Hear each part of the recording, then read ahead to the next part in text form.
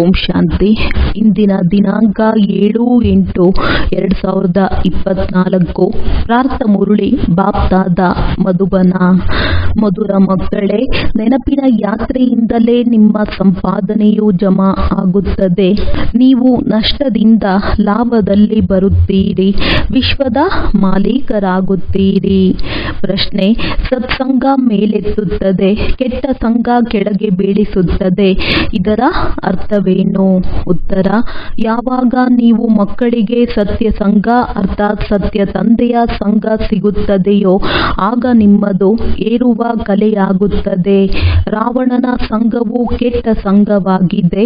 ರಾವಣನ ಸಂಘದಿಂದ ನೀವು ಕೆಳಗಿಳಿಯುತ್ತೀರಿ, ಅರ್ಥಾತ್ ರಾವಣ ನಿಮ್ಮನ್ನು ಮುಳುಗಿಸುತ್ತಾನೆ, ತಂದೆಯು ಪಾರು ಮಾಡುತ್ತಾರೆ. ತಂದೆಯದ್ದು ಸಹ ಚಮತ್ಕಾರವಾಗಿದೆ. 1 ಸೆಕೆಂಡಿನಲ್ಲಿ ಇಂತಹ ಸಂಘವನ್ನು ಕೊಡುತ್ತಾರೆ, ಯಾವುದರಿಂದ ನಿಮ್ಮ ಗತಿ ಸದ್ಗತಿಯಾಗುತ್ತದೆ. ಆದ್ದರಿಂದ ಅವರಿಗೆ ಜಾದೂಗಾರನೆಂದು ಹೇಳಲಾಗುತ್ತದೆ. ಓಂ ಶಾಂತಿ.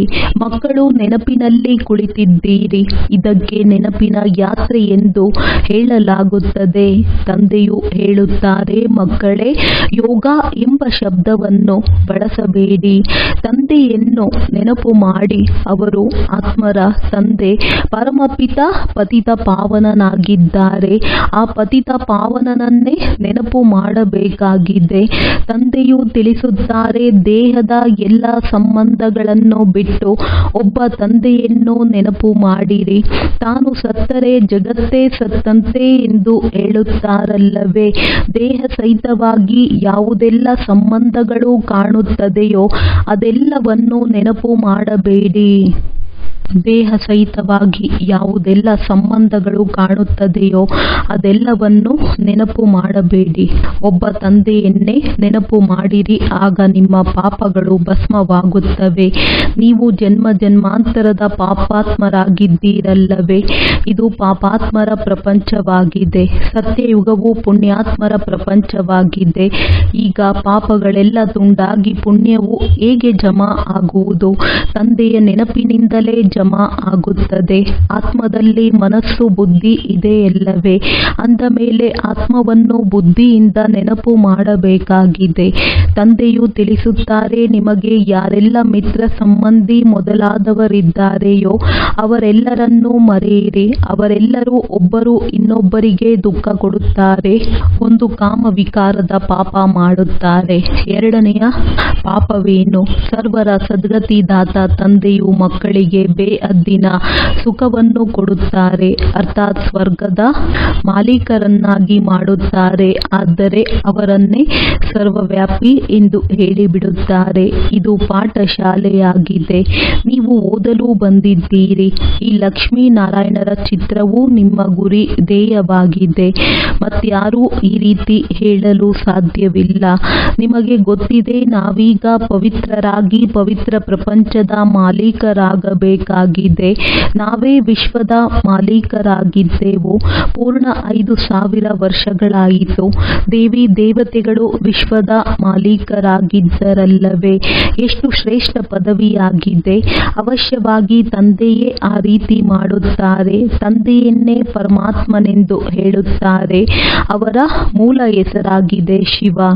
ಅವರಿಗೆ ಅನೇಕ ಹೆಸರುಗಳನ್ನಿಟ್ಟಿದ್ದಾರೆ. ಹೇಗೆ ಬಾಂಬೆಯಲ್ಲಿ ಬಬುಲನಾಥನ ಮಂದಿರವಿದೆ, ಅರ್ಥಾತ್ ಮುಳ್ಳಿನ ಕಾಡನ್ನು ಹೂವಿನ ಉದ್ಯಾನವನ್ನಾಗಿ ಮಾಡುವವರು ಎಂದರ್ಥ.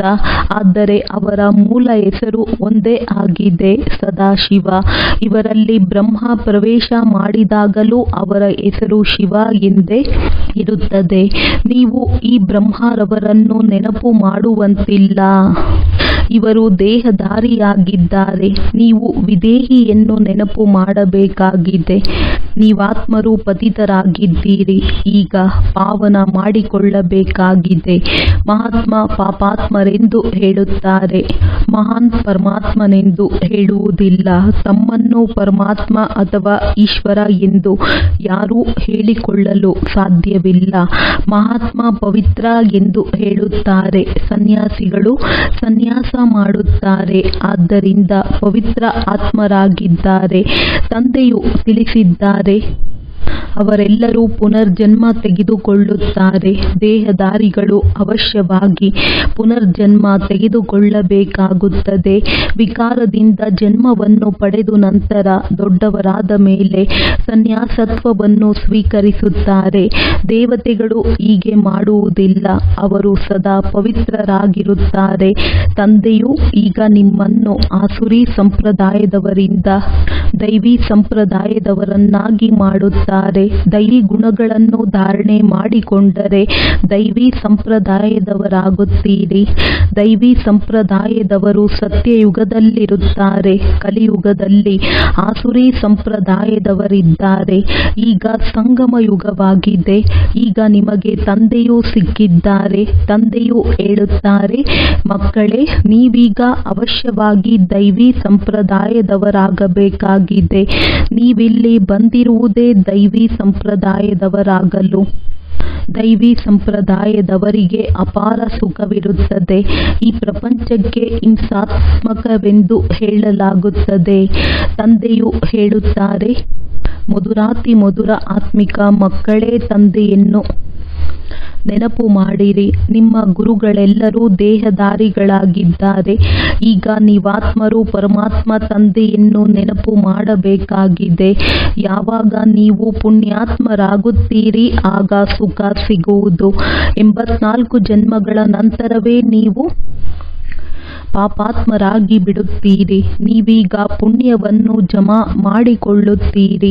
ಯೋಗ ಬಲದಿಂದ ಪಾಪಗಳನ್ನು ಭಸ್ಮ ಮಾಡಿಕೊಳ್ಳುತ್ತೀರಿ. ಈ ನೆನಪಿನ ಯಾತ್ರೆಯಿಂದ ನೀವು ವಿಶ್ವದ ಮಾಲೀಕರಾಗುತ್ತೀರಿ. ನೀವು ವಿಶ್ವದ ಮಾಲೀಕರಾಗಿದ್ದರಲ್ಲವೇ? ಅವರು ಎಲ್ಲಿಗೆ ಹೋದರು? ಇದನ್ನು ತಂದೆಯೇ ತಿಳಿಸುತ್ತಾರೆ. ನೀವು 84 ಜನ್ಮಗಳನ್ನು ತೆಗೆದುಕೊಂಡಿರಿ.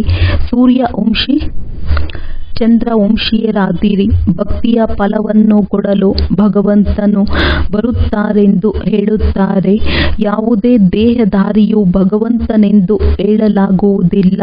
ಅವರು ನಿರಾಕಾರ ಶಿವನಾಗಿದ್ದಾರೆ. ಶಿವರಾತ್ರಿಯನ್ನು ಆಚರಿಸುತ್ತಾರೆಂದರೆ ಅವರು ಅವಶ್ಯವಾಗಿ ಬರುತ್ತಾರಲ್ಲವೇ? ಆದರೆ ತಂದೆಯು ಹೇಳುತ್ತಾರೆ, ನಾನು ನಿಮ್ಮ ಹಾಗೆ ಜನ್ಮ ತೆಗೆದುಕೊಳ್ಳುವುದಿಲ್ಲ. ನಾನು ಶರೀರವನ್ನು ಲೋನ್ ಆಗಿ ತೆಗೆದುಕೊಳ್ಳುತ್ತೇನೆ. ನನಗೆ ನನ್ನದೇ ಆದ ಶರೀರವಿಲ್ಲ. ಒಂದು ವೇಳೆ ಇದ್ದಿದ್ದರೆ ಅದಕ್ಕೆ ಹೆಸರಿರುತ್ತಿತ್ತು. ಬ್ರಹ್ಮನೆಂಬುದು ಇವರ ತಮ್ಮ ಹೆಸರಾಗಿದೆ. ಇವರು ಸನ್ಯಾಸ ಮಾಡಿದ ಕಾರಣ ಇವರಿಗೆ ಬ್ರಹ್ಮನೆಂದು ಹೆಸರಿಟ್ಟಿದ್ದೇನೆ. ನೀವು ಬ್ರಹ್ಮ ಕುಮಾರ ಕುಮಾರಿಯರಾಗಿದ್ದೀರಿ. ಇಲ್ಲದಿದ್ದರೆ ಬ್ರಹ್ಮನೆಲ್ಲಿಂದ ಬರುವರು? ಬ್ರಹ್ಮನು ಶಿವನ ಮಗನಾಗಿದ್ದಾರೆ. ಶಿವ ತಂದೆಯು ತನ್ನ ಮಗು ಬ್ರಹ್ಮನಲ್ಲಿ ಪ್ರವೇಶ ಮಾಡಿ ನಿಮಗೆ ಜ್ಞಾನ ಕೊಡುತ್ತಾರೆ.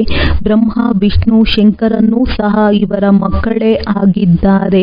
ನಿರಾಕಾರ ತಂದೆಗೆ ಎಲ್ಲರೂ ನಿರಾಕಾರಿ ಮಕ್ಕಳಾಗಿದ್ದಾರೆ. ಆತ್ಮರು ಇಲ್ಲಿ ಬಂದ ಮೇಲೆ ಶರೀರವನ್ನು ಧಾರಣೆ ಮಾಡಿ ಪಾತ್ರವನ್ನು ಅಭಿನಯಿಸುತ್ತಾರೆ. ತಂದೆಯು ಹೇಳುತ್ತಾರೆ, ನಾನು ಪತಿತರನ್ನು ಪಾವನ ಮಾಡುವುದಕ್ಕಾಗಿಯೇ ಬರುತ್ತೇನೆ. ಈ ಶರೀರವನ್ನು ಲೋನ್ ಆಗಿ ತೆಗೆದುಕೊಳ್ಳುತ್ತೇನೆ. ಶಿವ ಭಗವಾನು ವಾಚ ಇದೆಯಲ್ಲವೇ? ಕೃಷ್ಣನಿಗೆ ಭಗವಂತನೆಂದು ಹೇಳುವುದಿಲ್ಲ.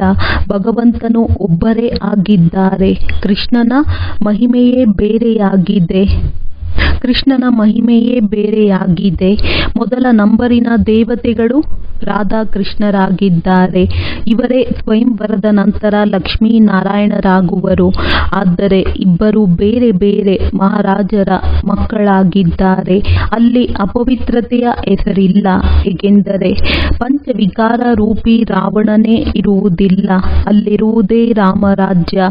ಈಗ ತಂದೆಯು ಆತ್ಮಗಳಿಗೆ ತಿಳಿಸುತ್ತಾರೆ, ನನ್ನನ್ನು ನೆನಪು ಮಾಡಿದರೆ ನಿಮ್ಮ ಪಾಪಗಳು ತುಂಡಾಗುತ್ತವೆ. ನೀವು ಸತೋ ಪ್ರಧಾನರಾಗುತ್ತೀರಿ. ಈಗ ತಮೋ ಪ್ರಧಾನರಾಗಿದ್ದೀರಿ. ನಷ್ಟ ಉಂಟಾಗಿದೆ.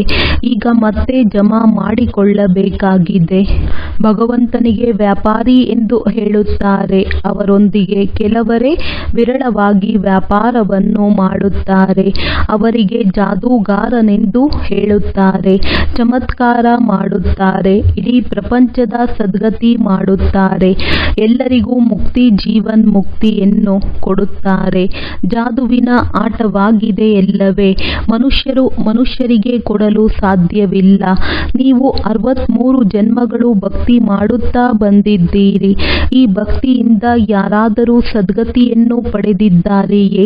ಸದ್ಗತಿಯನ್ನು ಕೊಡಲು ಯಾರಾದರೂ ಬಂದು ಎಲ್ಲರನ್ನೂ ಹಿಂತಿರುಗಿ ಕರೆದುಕೊಂಡು ಹೋಗುತ್ತಾರೆ. ಕಲಿಯುಗದಲ್ಲಿ ಅನೇಕ ರಾಜರಿದ್ದಾರೆ. ಅಲ್ಲಿ ನೀವು ಕೆಲವರೇ ರಾಜ್ಯ ಮಾಡುತ್ತೀರಿ. ಉಳಿದೆಲ್ಲ ಆತ್ಮಗಳು ಮುಕ್ತಿಯಲ್ಲಿ ಹೊರಟು ಹೋಗುತ್ತಾರೆ. ನೀವು ಮುಕ್ತಿಧಾಮದ ಮೂಲಕ ಜೀವನ್ ಮುಕ್ತಿಯಲ್ಲಿ ಹೋಗುತ್ತೀರಿ. ಈ ಚಕ್ರವು ಸುತ್ತುತ್ತಾ ಇರುತ್ತದೆ. ಈಗ ನೀವಾತ್ಮರಿಗೆ ಈ ಸೃಷ್ಟಿ ಚಕ್ರದ ರಚಯಿತ ಮತ್ತು ರಚನೆಯ ಆದಿ ಮಧ್ಯ ಅಂತ್ಯದ ದರ್ಶನವಾಗಿದೆ. ನೀವೇ ಜ್ಞಾನದಿಂದ ನರನಿಂದ ನಾರಾಯಣ ಆಗುತ್ತೀರಿ. ದೇವತೆಗಳ ರಾಜ್ಯವು ಸ್ಥಾಪನೆಯಾಗಿ ಬಿಟ್ಟಿತೆಂದರೆ ಮತ್ತೆ ಈ ಜ್ಞಾನದ ಅವಶ್ಯಕತೆಯೇ ಇಲ್ಲ. ಭಕ್ತರಿಗೆ ಭಗವಂತನು ಅರ್ಧಕಲ್ಪ ಸುಖದ ಫಲವನ್ನು ಕೊಟ್ಟರೆ ನಂತರ ರಾವಣ ರಾಜ್ಯದಲ್ಲಿ ದುಃಖವು ಆರಂಭವಾಗುತ್ತದೆ. ನಿಧಾನವಾಗಿ ಏಣಿಯನ್ನು ಇಳಿಯುತ್ತೀರಿ. ನೀವು ಸತ್ಯಯುಗದಲ್ಲಿದ್ದಾಗಲೂ ಒಂದು ದಿನವೂ ಕಳೆಯಿತೆಂದರೆ ಏಣಿಯನ್ನು ಇಳಿಯುತ್ತಲೇ ಹೋಗುತ್ತೀರಿ. ನೀವು 16 ಕಲಾ ಸಂಪೂರ್ಣರಾಗುತ್ತೀರಿ. ನಂತರ ಏಣಿಯನ್ನು ಇಳಿಯುತ್ತಲೇ ಇರುತ್ತೀರಿ. ಕ್ಷಣ ಪ್ರತಿಕ್ಷಣ ಟಿಕ್ ಟಿಕ್ ಆಗುತ್ತಲೇ ಇರುತ್ತದೆ, ಇಳಿಯುತ್ತಲೇ ಹೋಗುತ್ತದೆ. ಸಮಯವು ಕಳೆಯುತ್ತಾ ಇಲ್ಲಿಗೆ ಬಂದು ತಲುಪಿದ್ದೀರಿ. ಅಲ್ಲಿಯೂ ಸಹ ಇದೇ ರೀತಿ ಕ್ಷಣಗಳು ಕಳೆಯುತ್ತಾ ಹೋಗುತ್ತದೆ. ಒಮ್ಮೆಲೆ ನಾವು ಏಣಿಯನ್ನು ಏರುತ್ತೇವೆ, ನಂತರ ಏಣಿನಂತೆ ಇಳಿಯುತ್ತೇವೆ. ತಂದೆಯು ತಿಳಿಸುತ್ತಾರೆ, ನಾನು ಸರ್ವರ ಸದ್ಗತಿ ದಾತ ಮಾಡುವವನಾಗಿದ್ದೇನೆ. ಮನುಷ್ಯರು ಮನುಷ್ಯರ ಸದ್ಗತಿ ಮಾಡಲು ಸಾಧ್ಯವಿಲ್ಲ, ಏಕೆಂದರೆ ಅವರು ವಿಕಾರದಿಂದ ಜನ್ಮ ತೆಗೆದುಕೊಳ್ಳುತ್ತಾರೆ, ಪತಿತರಾಗಿದ್ದಾರೆ. ವಾಸ್ತವದಲ್ಲಿ ಕೃಷ್ಣನಿಗೆ ಸತ್ಯ ಮಹಾತ್ಮನೆಂದು ಹೇಳಬಹುದು. ಇಲ್ಲಿಯ ಮಹಾತ್ಮರೆಲ್ಲರೂ ವಿಕಾರದಿಂದ ಜನ್ಮ ತೆಗೆದುಕೊಂಡು ನಂತರ ಸನ್ಯಾಸ ಮಾಡುತ್ತಾರೆ. ಅವರಂತೂ ಸತ್ಯಯುಗದವರು ದೇವತೆಗಳಾಗಿದ್ದಾರೆ. ದೇವತೆಗಳು ಸದಾ ಪವಿತ್ರರಾಗಿದ್ದಾರೆ. ಅವರಲ್ಲಿ ಯಾವುದೇ ವಿಕಾರವಿರುವುದಿಲ್ಲ. ಅದಕ್ಕೆ ನಿರ್ವಿಕಾರಿ ಪ್ರಪಂಚವೆಂದು ಹೇಳಲಾಗುತ್ತದೆ. ಇದಕ್ಕೆ ವಿಕಾರಿ ಪ್ರಪಂಚವೆಂದು ಹೇಳಲಾಗುತ್ತದೆ. ಪವಿತ್ರತೆ ಇಲ್ಲ ಮತ್ತು ನಡವಳಿಕೆಯು ಎಷ್ಟು ಹಾಳಾಗಿದೆ. ದೇವತೆಗಳ ನಡವಳಿಕೆಯಂತೂ ಬಹಳ ಚೆನ್ನಾಗಿರುತ್ತದೆ. ಎಲ್ಲರೂ ಅವರಿಗೆ ನಮಸ್ಕಾರ ಮಾಡುತ್ತಾರೆ. ಅವರ ನಡವಳಿಕೆಯೂ ಚೆನ್ನಾಗಿರುತ್ತದೆ. ಆದ್ದರಿಂದಲೇ ಅಪವಿತ್ರ ಮನುಷ್ಯರು ಆ ಅಪವಿತ್ರ ದೇವತೆಗಳ ಮುಂದೆ ತಲೆಬಾಗುತ್ತಾರೆ. ಈಗಂತೂ ಜಗಳ ಏನೇನೋ ಆಗುತ್ತಿದೆ. ಬಹಳ ಹೊಡೆದಾಟವಿದೆ. ಈಗಂತೂ ಇರುವುದಕ್ಕೂ ಸ್ಥಳವಿಲ್ಲ. ಜನಸಂಖ್ಯೆಯು ಕಡಿಮೆಯಾಗಬೇಕೆಂದು ಬಯಸುತ್ತಾರೆ. ಆದರೆ ಇದು ತಂದೆಯದೇ ಕರ್ತವ್ಯವಾಗಿದೆ. ಈಗಂತೂ ಇರುವುದಕ್ಕೂ ಸ್ಥಳವಿಲ್ಲ. ಜನಸಂಖ್ಯೆಯು ಕಡಿಮೆಯಾಗಬೇಕೆಂದು ಬಯಸುತ್ತಾರೆ. ಆದರೆ ಇದು ತಂದೆಯದೇ ಕರ್ತವ್ಯವಾಗಿದೆ. ಸತ್ಯಯುಗದಲ್ಲಿ ಬಹಳ ಕಡಿಮೆ ಜನಸಂಖ್ಯೆ ಇರುತ್ತದೆ. ಇಷ್ಟೆಲ್ಲ ಶರೀರಗಳು ಭಸ್ಮವಾಗಿ ಬಿಡುತ್ತದೆ. ಉಳಿದೆಲ್ಲ ಆತ್ಮಗಳು ತಮ್ಮ ಮಧುರ ಮನೆಗೆ ಹೊರಟು ಹೋಗುತ್ತಾರೆ. ಶಿಕ್ಷೆಯನ್ನಂತೂ ನಂಬರ್ ವಾರ್ ಅವಶ್ಯವಾಗಿ ಅನುಭವಿಸುತ್ತಾರೆ. ಯಾರು ಪೂರ್ಣ ಪುರುಷಾರ್ಥ ಮಾಡಿ ವಿಜಯ ಮಾಲೆಯ ಮಣಿಯಾಗುತ್ತಾರೆಯೋ ಅವರು ಶಿಕ್ಷೆಗಳಿಂದ ಮುಕ್ತರಾಗಿ ಬಿಡುತ್ತಾರೆ. ಮಾಲೆಯು ಒಬ್ಬರದ್ದೇ ಆಗುವುದಿಲ್ಲ. ಯಾರು ಮಣಿಗಳನ್ನು ಆ ರೀತಿ ಮಾಡಿದರೋ ಅವರು ಮಾಲೆಯ ಹೂವಾಗಿದ್ದಾರೆ. ನಂತರ ಜೋಡಿ ಮಣಿಗಳು ಪ್ರವೃತ್ತಿ ಮಾರ್ಗವಾಗಿದೆ ಎಲ್ಲವೇ ಅಂದಾಗ ಜೋಡಿ ಮಾಲೆಯಾಗಿದೆ. ಒಂಟಿ ಮಣಿಯ ಮಾಲೆಯಾಗುವುದಿಲ್ಲ. ಸನ್ಯಾಸಿಗಳ ಮಾಲೆಯಾಗುವುದಿಲ್ಲ, ಏಕೆಂದರೆ ಅವರು ನಿವೃತ್ತಿ ಮಾರ್ಗದವರಾಗಿದ್ದಾರೆ. ಅವರು ಪ್ರವೃತ್ತಿ ಮಾರ್ಗದವರಿಗೆ ಜ್ಞಾನವನ್ನು ಕೊಡಲು ಸಾಧ್ಯವಿಲ್ಲ. ಪವಿತ್ರರಾಗಲು ಅವರದ್ದು ಹದ್ದಿನ ಸನ್ಯಾಸವಾಗಿದೆ, ಹಠಯೋಗವಾಗಿದೆ. ಇದು ರಾಜಯೋಗವಾಗಿದೆ. ರಾಜ್ಯ ಭಾಗ್ಯವನ್ನು ಪ್ರಾಪ್ತಿ ಮಾಡಿಕೊಳ್ಳಲು ಬರುತ್ತಾರೆ. ಅರ್ಧಕಲ್ಪ ನೀವು ಸುಖಧಾಮದಲ್ಲಿ ರಾಜ್ಯಭಾರ ಮಾಡುತ್ತೀರಿ. ನಂತರ ರಾವಣ ರಾಜ್ಯದಲ್ಲಿ ನಿಧಾನವಾಗಿ ನೀವು ದುಃಖಿಯಾಗಿ ಬಿಡುತ್ತೀರಿ. ಇದು ಸುಖ ದುಃಖದ ಆಟವಾಗಿದೆ. ನೀವು ಪಾಂಡವರಿಗೆ ವಿಜಯವನ್ನು ಪ್ರಾಪ್ತಿ ಮಾಡಿಸುತ್ತಾರೆ. ಈಗ ನೀವು ಮಾರ್ಗದರ್ಶಕರಾಗಿದ್ದೀರಿ. ಮನೆಗೆ ಹೋಗುವ ಯಾತ್ರೆಯನ್ನು ಮಾಡಿಸುತ್ತೀರಿ. ಆ ಯಾತ್ರೆಗಳನ್ನಂತೂ ಜನ್ಮ ಜನ್ಮಾಂತರಗಳಿಂದ ಮಾಡುತ್ತಾ ಬಂದಿರಿ. ಈಗ ನಿಮ್ಮದು ಮನೆಗೆ ಹೋಗುವ ಯಾತ್ರೆಯಾಗಿದೆ.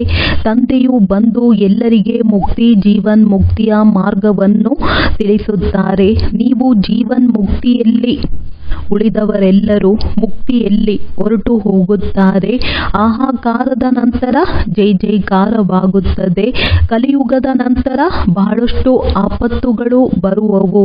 ನಂತರ ಆ ಸಮಯದಲ್ಲಿ ನೀವು ನೆನಪಿನ ಯಾತ್ರೆಯಲ್ಲಿರಲು ಸಾಧ್ಯವಾಗುವುದಿಲ್ಲ, ಏಕೆಂದರೆ ಬಹಳಷ್ಟು ಏರುಪೇರುಗಳಾಗುತ್ತವೆ. ಆದ್ದರಿಂದ ತಂದೆಯು ತಿಳಿಸುತ್ತಾರೆ, ಈಗ ನೆನಪಿನ ಯಾತ್ರೆಯನ್ನು ಹೆಚ್ಚಿಸಿಕೊಳ್ಳುತ್ತಾ ಹೋಗಿ. ಅದರಿಂದ ಪಾಪಗಳು ಭಸ್ಮವಾಗಲಿ ಮತ್ತು ಜಮಾ ಮಾಡಿಕೊಳ್ಳಿ. ಸತೋಪ್ರಧಾನರಾದರೂ ಆಗಿ. ತಂದೆಯು ತಿಳಿಸುತ್ತಾರೆ, ನಾನು ಪ್ರತಿ ಕಲ್ಪದ ಪುರುಷೋತ್ತಮ ಸಂಗಮ ಯುಗದಲ್ಲಿ ಬರುತ್ತೇನೆ. ಇದಂತೂ ಅತಿ ಚಿಕ್ಕದಾದ ಬ್ರಾಹ್ಮಣರ ಯುಗವಾಗಿದೆ. ಬ್ರಾಹ್ಮಣರ ಗುರುತಿಗೆ ಶಿಖೆ ಇರುತ್ತದೆ. ಬ್ರಾಹ್ಮಣ, ದೇವತಾ, ಕ್ಷತ್ರಿಯ, ವೈಶ್ಯ, ಶೂದ್ರ ಈ ಚಕ್ರವು ಸುತ್ತುತ್ತಲೇ ಇರುತ್ತದೆ. ಬ್ರಾಹ್ಮಣರದ್ದು ಬಹಳ ಚಿಕ್ಕ ಕುಲವಿರುತ್ತದೆ. ಈ ಚಿಕ್ಕದಾದ ಯುಗದಲ್ಲಿ ತಂದೆಯು ಬಂದು ನಿಮಗೆ ಓದಿಸುತ್ತಾರೆ. ನೀವು ಮಕ್ಕಳು ಆಗಿದ್ದೀರಿ, ವಿದ್ಯಾರ್ಥಿಗಳು ಆಗಿದ್ದೀರಿ, ಅಲ್ಲದೆ ಅನುಯಾಯಿಗಳು ಆಗಿದ್ದೀರಿ, ಒಬ್ಬರವರೇ ಆಗಿದ್ದೀರಿ. ತಂದೆ ಮತ್ತು ಶಿಕ್ಷಣ ನೀಡುವಂತಹ ಶಿಕ್ಷಕ ಸೃಷ್ಟಿಯ ಆದಿ ಮಧ್ಯ ಅಂತ್ಯದ ಜ್ಞಾನವನ್ನು ಕೊಡುವವರು ಮತ್ತೆ ಜೊತೆಯಲ್ಲಿ ಕರೆದುಕೊಂಡು ಹೋಗುವಂತಹ ಮನುಷ್ಯರು ಯಾರೂ ಇರುವುದಿಲ್ಲ. ಈ ಮಾತುಗಳನ್ನು ಈಗ ನೀವು ಅರಿತುಕೊಳ್ಳುತ್ತೀರಿ. ಸತ್ಯಯುಗದಲ್ಲಿ ನಿಮ್ಮದು ಸಹ ಮೊಟ್ಟಮೊದಲು ಚಿಕ್ಕದಾದ ವೃಕ್ಷವಿರುತ್ತದೆ.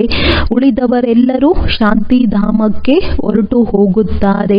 ತಂದೆಗೆ ಸರ್ವರ ಸದ್ಗತಿ ದಾತನೆಂದು ಹೇಳಲಾಗುತ್ತದೆ. ಏ ಪತಿತ ಪಾವನ ಬನ್ನಿ ಎಂದು ಕರೆಯುತ್ತಾರೆ. ಇನ್ನೊಂದು ಕಡೆ ಪರಮಾತ್ಮನು ನಾಯಿ, ಬೆಕ್ಕು, ಕಲ್ಲು, ಮುಳ್ಳು ಎಲ್ಲದರಲ್ಲಿಯೂ ಇದ್ದಾರೆಂದು ಹೇಳಿಬಿಡುತ್ತಾರೆ. ಬೇಹದ್ದಿನ ತಂದೆಗೆ ಅಪಕಾರ ಮಾಡುತ್ತಾರೆ. ಯಾವ ತಂದೆಯು ವಿಶ್ವದ ಮಾಲೀಕರನ್ನಾಗಿ ಮಾಡುತ್ತಾರೆಯೋ ಅವರಿಗೆ ನಿಂದನೆ ಮಾಡುತ್ತಾರೆ. ಇದನ್ನೇ ರಾವಣನ ಸಂಘದೋಷವೆಂದು ಹೇಳಲಾಗುತ್ತದೆ. ಸತ್ಸಂಗವು ಮೇಲೇಳಿಸುವುದು, ಕೆಟ್ಟ ಸಂಘವು ಮುಳುಗಿಸುವುದು. ರಾವಣ ರಾಜ್ಯವು ಆರಂಭವಾಗುತ್ತದೆ ಎಂದರೆ ನೀವು ಕೆಳಗಿಳಿಯತೊಡಗುತ್ತೀರಿ. ತಂದೆಯು ಬಂದು ನಿಮ್ಮದನ್ನು ಏರುವ ಕಲೆಯನ್ನಾಗಿ ಮಾಡುತ್ತಾರೆ. ತಂದೆಯು ಬಂದು ನಿಮ್ಮನ್ನು ದೇವತೆಗಳನ್ನಾಗಿ ಮಾಡುತ್ತಾರೆಂದರೆ ಸರ್ವರ ಉದ್ಧಾರವಾಗಿ ಬಿಡುತ್ತದೆ. ಈಗಂತೂ ಎಲ್ಲರೂ ಇಲ್ಲಿಯೇ ಇದ್ದಾರೆ. ಇನ್ನು ಪರಮಧಾಮದಲ್ಲಿ ಯಾರು ಉಳಿದಿದ್ದಾರೆಯೋ ಅವರೂ ಸಹ ಬರುತ್ತಾ ಇರುತ್ತಾರೆ. ಎಲ್ಲಿಯವರೆಗೂ ನಿರಾಕಾರಿ ಪ್ರಪಂಚದಿಂದ ಎಲ್ಲ ಆತ್ಮಗಳು ಬರುತ್ತಾ ಹೋಗುವರೋ ಅಲ್ಲಿಯವರೆಗೂ ನೀವು ಪರೀಕ್ಷೆಯಲ್ಲಿ ನಂಬರ್ ವಾರ್ ತೇರ್ಗಡೆಯಾಗುತ್ತಾ ಹೋಗುತ್ತೀರಿ. ಇದಕ್ಕೆ ಆತ್ಮಿಕ ವಿಶ್ವವಿದ್ಯಾಲಯವೆಂದು ಹೇಳಲಾಗುತ್ತದೆ. ಆತ್ಮಿಕ ತಂದೆಯು ಆತ್ಮಿಕ ಮಕ್ಕಳಿಗೆ ಓದಿಸಲು ಬರುತ್ತಾರೆ. ರಾವಣ ರಾಜ್ಯವು ಬಂದಿದ್ದರಿಂದ ಮತ್ತೆ ಶರೀರವನ್ನು ಬಿಟ್ಟು ಅಪವಿತ್ರ ರಾಜರಾದರು ಮತ್ತು ಪವಿತ್ರ ದೇವತೆಗಳ ಮುಂದೆ ತಲೆಬಾಗತೊಡಗಿದರು. ಆತ್ಮವೇ ಪವಿತ್ರ, ಆತ್ಮವೇ ಪತಿತವಾಗುತ್ತದೆ. ಆತ್ಮವು ಪತಿತವಾದಾಗ ಪತಿತ ಶರೀರವೇ ಸಿಗುತ್ತದೆ. ಅಪ್ಪಟ ಚಿನ್ನದಲ್ಲಿ ಕಲಬೆರಕೆಯಾದಾಗ ಆಭರಣಗಳು ಅಂತಹದ್ದೇ ಆಗುತ್ತದೆ. ಈಗ ಆತ್ಮದಿಂದ ತುಕ್ಕು ಹೇಗೆ ಬಿಟ್ಟು ಹೋಗುವುದು? ಯೋಗಾಗ್ನಿಯೂ ಬೇಕು. ಅದರಿಂದ ನಿಮ್ಮ ವಿಕರ್ಮಗಳು ವಿನಾಶವಾಗಿ ಬಿಡುತ್ತವೆ. ಆತ್ಮದಲ್ಲಿ ಬೆಳ್ಳಿ, ತಾಮ್ರ, ಕಬ್ಬಿಣ ಸೇರ್ಪಡೆಯಾಗಿ ಬಿಟ್ಟಿದೆ. ಇದೇ ತುಕ್ಕಾಗಿದೆ. ಆತ್ಮವು ಸತ್ಯ ಚಿನ್ನವಾಗಿದೆ. ಈಗ ನಕಲಿಯಾಗಿ ಬಿಟ್ಟಿದೆ. ಆ ತುಕ್ಕು ಹೇಗೆ ಬಿಡುವುದು? ಇದು ಯೋಗಾಗ್ನಿಯಾಗಿದೆ. ಜ್ಞಾನ ಚಿತೆಯ ಮೇಲೆ ಕುಳಿತಿದ್ದೀರಿ. ಮೊದಲು ಕಾಮ ಚಿತೆಯ ಮೇಲೆ ಕುಳಿತಿದ್ದೀರಿ.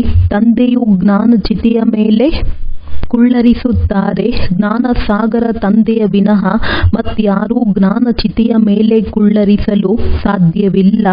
ಮನುಷ್ಯರು ಭಕ್ತಿ ಮಾರ್ಗದಲ್ಲಿ ಎಷ್ಟೊಂದು ಪೂಜೆಯನ್ನು ಮಾಡುತ್ತಿರುತ್ತಾರೆ, ಆದರೆ ಯಾರನ್ನೂ ತಿಳಿದುಕೊಂಡಿಲ್ಲ.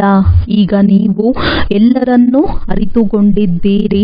ನೀವೆಲ್ಲರೂ ದೇವತೆಗಳಾಗಿ ಬಿಟ್ಟರೆ ನಂತರ ಪೂಜೆಯ ಮಾತೆ ಸಮಾಪ್ತಿಯಾಗಿ ಬಿಡುತ್ತದೆ. ಯಾವಾಗ ರಾವಣ ರಾಜ್ಯವು ಆರಂಭವಾಗಿ ಬಿಡುತ್ತದೆಯೋ ಹಾಗೆಯೇ ಭಕ್ತಿಯು ಆರಂಭವಾಗುತ್ತದೆ. ಒಳ್ಳೆಯದು. ಮಧುರಾತಿ ಮಧುರ ಅಗಲಿ ಮರಳಿ ಸಿಕ್ಕಿರುವಂತಹ ಮಕ್ಕಳಿಗೆ ಪ್ರೀತಿಯ ಮಾತ್ಪಿತಾ ಬಾಪ್ ದಾದಾರವರ ನೆನಪು, ಪ್ರೀತಿ ಹಾಗೂ ಸುಪ್ರಭಾತ. ಆತ್ಮೀಯ ಮಕ್ಕಳಿಗೆ ಆತ್ಮೀಯ ತಂದೆಯ ನಮಸ್ತೆ. ಧಾರಣೆಗಾಗಿ ಮುಖ್ಯ ಸಾರ: ವಿಜಯ ಮಾಲೆಯ ಮಣಿಯಾಗುವ ಪುರುಷಾರ್ಥ ಮಾಡಬೇಕು. ಆತ್ಮಿಕ ಮಾರ್ಗದರ್ಶಕರಾಗಿ ಎಲ್ಲರಿಗೆ ಶಾಂತಿಧಾಮ ಮನೆಯ ಯಾತ್ರೆಯನ್ನು ಮಾಡಿಸಬೇಕು. ನೆನಪಿನ ಯಾತ್ರೆಯನ್ನು ಹೆಚ್ಚಿಸಿಕೊಳ್ಳುತ್ತಾ ಪಾಪಗಳಿಂದ ಮುಕ್ತರಾಗಿ ಬಿಡಬೇಕಾಗಿದೆ. ಯೋಗಾಗ್ನಿಯಿಂದ ಆತ್ಮವನ್ನು ಸತ್ಯ ಚಿನ್ನವನ್ನಾಗಿ ಮಾಡಿಕೊಳ್ಳಬೇಕಾಗಿದೆ. ಸತೋಪ್ರಧಾನರಾಗಬೇಕಾಗಿದೆ. ವರದಾನ: ಪ್ರತಿ ಗಳಿಗೆ ಅಂತಿಮ ಗಳಿಗೆ ಎಂದು ತಿಳಿದು ಸದಾ ಸಿದ್ಧರಾಗಿರುವಂತಹ ತೀವ್ರ ಪುರುಷಾರ್ಥಿ ಭವ. ತಮ್ಮ ಅಂತಿಮ ಗಳಿಗೆಯ ಬಗ್ಗೆ ಯಾವುದೇ ಭರವಸೆ ಇಲ್ಲ. ಆದ್ದರಿಂದ ಪ್ರತಿ ಗಳಿಗೆಯನ್ನು ಅಂತಿಮ ಗಳಿಗೆ ಎಂದು ತಿಳಿಯುತ್ತಾ ಸದಾ ಸಿದ್ಧರಾಗಿರಿ. ಸದಾ ಸಿದ್ಧರಾಗಿರುವವರು ಅರ್ಥಾತ್ ತೀವ್ರ ಮಹಾಪುರುಷಾರ್ಥಿ. ಇನ್ನು ವಿನಾಶ ಆಗಲು ಸ್ವಲ್ಪ ಸಮಯ ಇದೆ. ನಂತರ ತಯಾರಿಯಾಗಿ ಬಿಡೋಣ ಎಂದಲ್ಲ. ಪ್ರತಿ ಗಳಿಗೆ ಅಂತಿಮ ಗಳಿಗೆಯಾಗಿದೆ. ಆದ್ದರಿಂದ ಸದಾ ನಿರ್ಮೋಹಿ, ನಿರ್ವಿಕಲ್ಪ, ನಿರ್ವ್ಯರ್ಥ. ವ್ಯರ್ಥ ಕೂಡ ಇಲ್ಲ. ಇದಕ್ಕೆ ಹೇಳಲಾಗುತ್ತದೆ ಸದಾ ಸಿದ್ಧ. ಯಾವುದೇ ಕಾರ್ಯ ಬಾಕಿ ಉಳಿದಿರಲಿ, ಆದರೆ ತಮ್ಮ ಸ್ಥಿತಿ ಸದಾ ಉಪರಾಮ್ ಆಗಿರಲಿ. ಏನೇ ಆದರೂ ಅದು ಒಳ್ಳೆಯದೇ ಆಗುತ್ತದೆ. ಸ್ಲೋಗನ್: ನಿಮ್ಮ ಕೈಯಲ್ಲಿ ಕಾನೂನು ತೆಗೆದುಕೊಳ್ಳುವುದು ಸಹ ಕ್ರೋಧದ ಅಂಶವಾಗಿದೆ. ಒಳ್ಳೆಯದು. ಓಂ ಶಾಂತಿ.